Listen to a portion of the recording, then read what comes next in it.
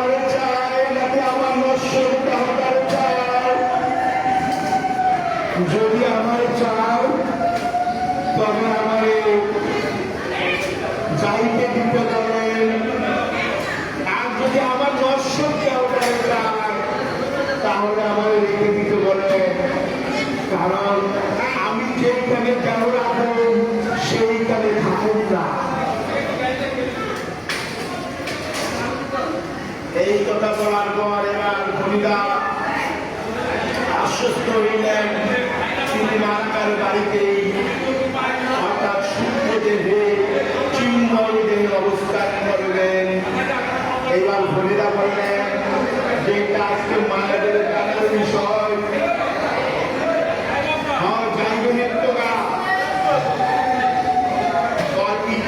কিছু মুখে দিয়া যাইবেন।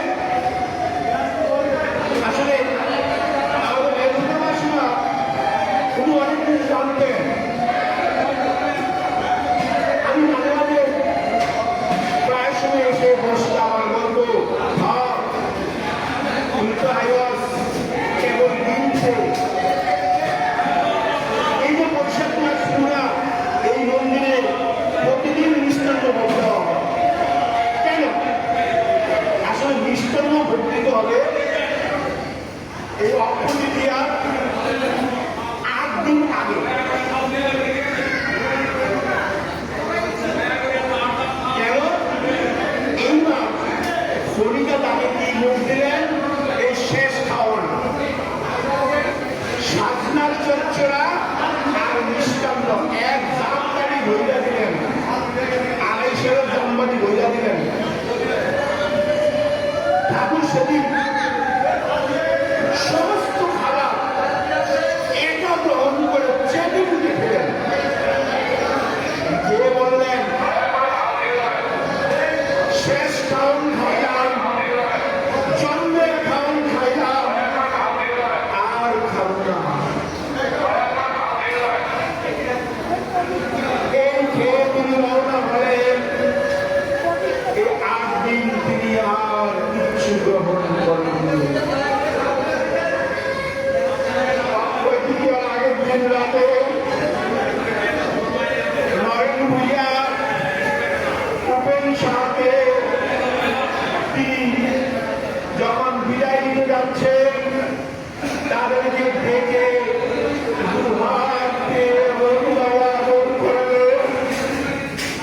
সমস্ত জীবনের ভালোবাসা সেদিন দুজনের মাথায় দিয়ে আদর করে বিদায় দিয়ে, কিন্তু তারা তো বুঝতে পারেনি এটাই তাদের জীবনে ঠাকুরের শেষ পরশ, শেষ ভালোবাসা, শেষ আশীর্বাদ। রাতে ঠাকুরকে গান বাংলার পক্ষে রেখে তারা বিদায় নিলে পরদিন এসে তো সুন্দর করে ঠাকুর আর স্মৃতি দিলে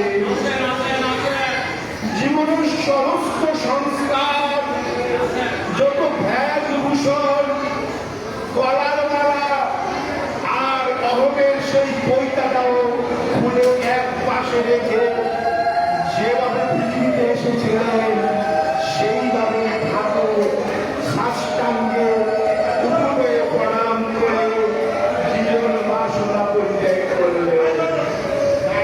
বাস্তবে ঠাকুর এটাই বুঝিয়ে দিয়েছেন ইহাই সনাতন, কোন বেশভূষা আবরণ সনাতন নহে। তাই ঠাকুর আমাদেরকে কখনো মালা দেননি, তিলক দেননি, কোন আবরণ দেননি, কোন বিধি দেননি, কোন নিয়ম দেননি। শুধু কি বলেছেন এই গরিব বাবুকে একটাই আদেশ, নাম করবেন, নাম করবেন, নাম করবেন। একটাই উপদেশ, নাম সারিবেন না, নাম সারিবেন না, নাম সারিবেন না। কারণ নামই নামি হইয়া আপনারে উদ্ধার করে নিয়ে যাই। এই আত্মবিশ্বাস করু ঠাকুরের শ্রীপাদ মধ্যে রেখে আমি শুভ অক্ষরে পৃথিবীতে যারা ঠাকুর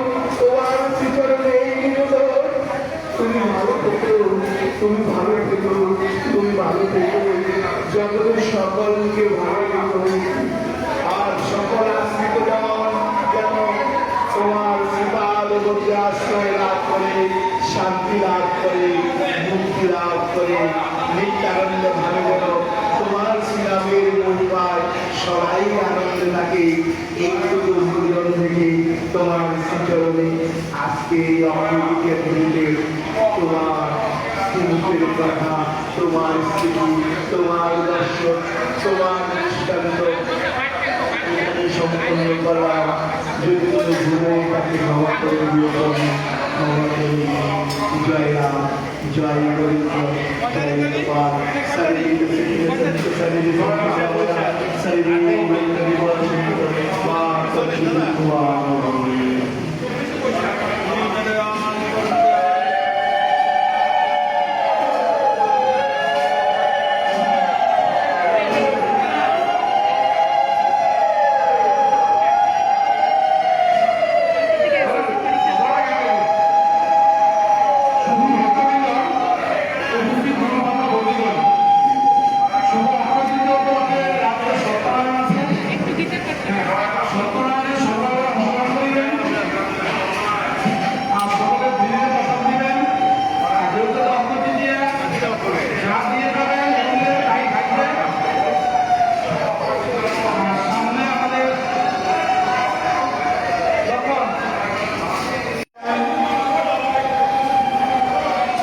সমস্ত জায়গা ভেসে উঠতে শুরু করল। কারণে দৌড়িয়ে গিয়ে সবাটাকে প্রণাম করে বললেন, সবাটা তাড়াতাড়ি আসেন, আজ তো মনে হয় ঠাকুরের সমাধি করা সম্ভব হবে না। সবাটা নেমে আসলেন, এসে গঙ্গার কাণ্ড নৃত্য দেখে সব কিছু দিয়েছে। কম্বল দেওয়ার সারা ভুলে গিয়েছিলেন। সমাবিষ্ট হওয়ার পর মহাশয় সেই অনুশোচনায় তার মৃত্যুরা পর্যন্ত অনুশোচনায় ভোগ করে গিয়েছিলেন। তোমার সম্পর্ক ঈশ্বর,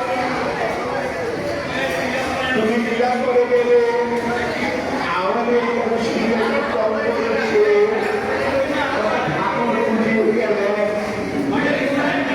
শীতার্থদের মাঝে কম্বল বিলি করাই আমাদের একমাত্র কর্তব্য।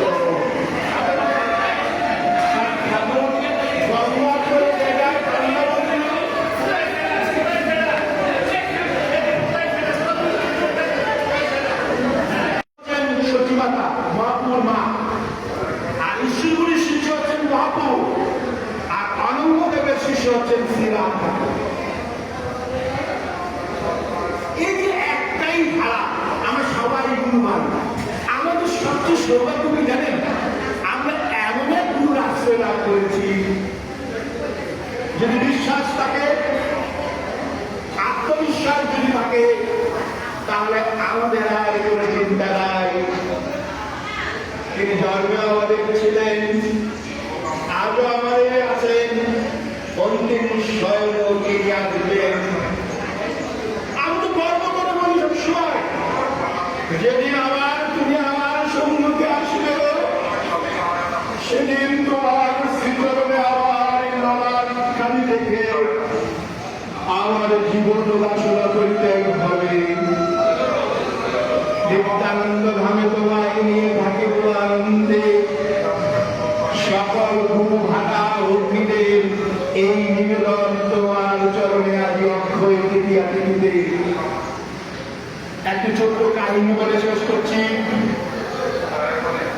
আজ অক্ষয় তৃতীয়া, অমাবস্যার দিন সন্ধ্যার সময়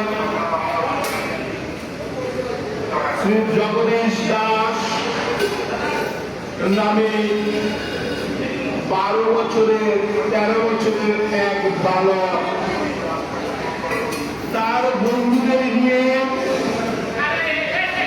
সোনাইমুড়ি গরুহাটা গ্রাম থেকে চৌমুড়িতে এসেছিলেন সাপ্তাহিক বাজার করতে।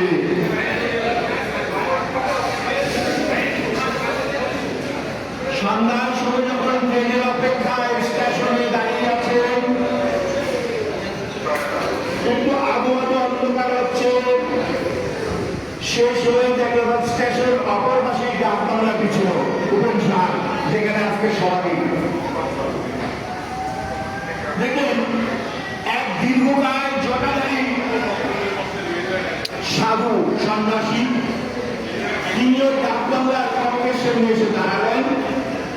অমনি ভিতর থেকে সাদা ধুতি এবং উত্তরীয় পরিণত আরো সাধু বেরিয়ে আসলেন। বেরিয়ে এসে খুবই কি যেন আলাপ করলেন, দূর থেকে দেখছেন। তারপর ও জটাধারী সন্ন্যাসী হাত মেটে মেটে কি জানি দেখিয়ে দিচ্ছেন। ঠাকুরের জোড়হাত করে বড়জোরে তা স্বীকার করে দিচ্ছেন।